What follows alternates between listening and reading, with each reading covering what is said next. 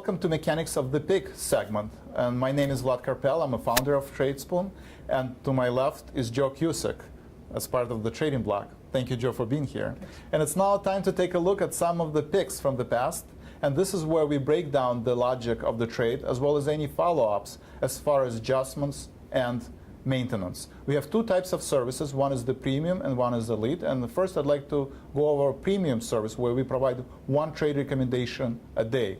And the first pick is Expedia, ticker symbol EXPE. Has demonstrated a pattern of neutral to positive technical signs, and it looks undervalued at the current price level. Expedia has exceeded 3 out of the past 3 earnings estimates, and Expedia has a strong position in the market, has resulted in price appreciation of over 20% year to date. We expect that there is a room for further price growth in Expedia.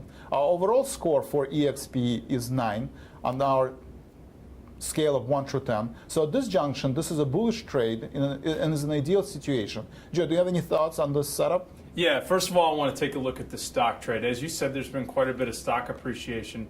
And with the stock trading at 85.90, it's pulled back from the suggested entry by almost about $2 since the trade has come out. So, looking at that, it might be just a little bit of a rest. So don't panic. Now, right now, the stock has low implied volatility, so there's not a big expectation of potential violent moves. But if there is a spike in volatility, or you see a concerted effort to get above 87.50, that's where you got to keep your radar up. If you see that it gets up to 87.50 and cannot break through, or implied volatility spikes, this is where you're going to look to write some calls if you own 100 shares of this particular stock. Now, if you're long the $85 calls, they're trading for around $220, which is off of the entry price of $490. Now, there's not much in the way of adjustments to do right now, but one thing that you do have working in your favor is that you have 45 days to left expiration, with October being the expiration date. So hold tight. Look to play the bounce, either bounce in price or bounce in implied volatility. Finally, look at the spread trade, 85, 87.5.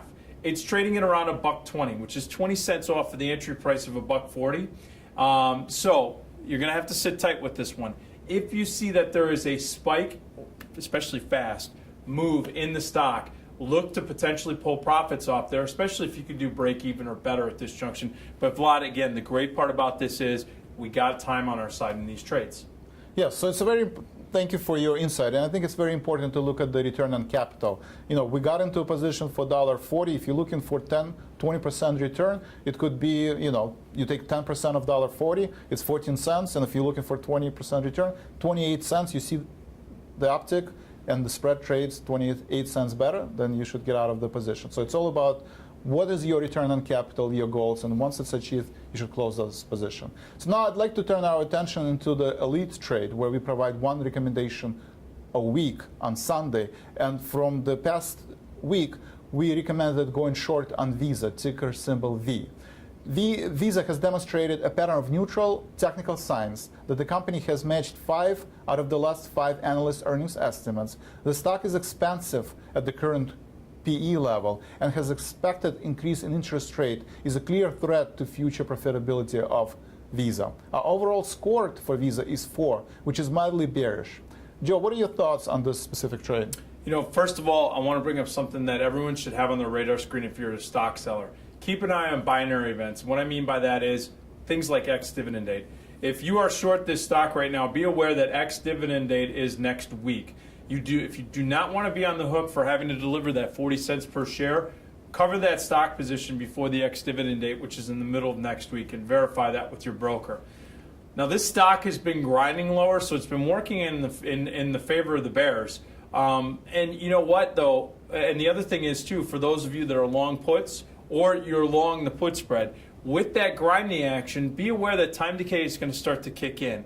For the long put trader, it's going to start kicking in that 45, 30, 15. So be aware that time is working against you if you're long that option. For your spread traders, just look for this continuation to the downside. If it happens fast, though, take an opportunity to pull profits. You're never going to go broke taking profits and taking partial profits, especially after a grinding move and then a sharp drop.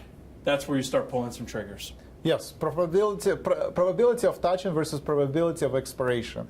always just keep in mind the probability of reaching certain price level is twice as high as probability of expiring. So thanks, Joe, for this insight. And remember, if we close any of these trades prior to original targets, we'll post this information on daily email. So it's important to look at the daily email for any adjustments that we make.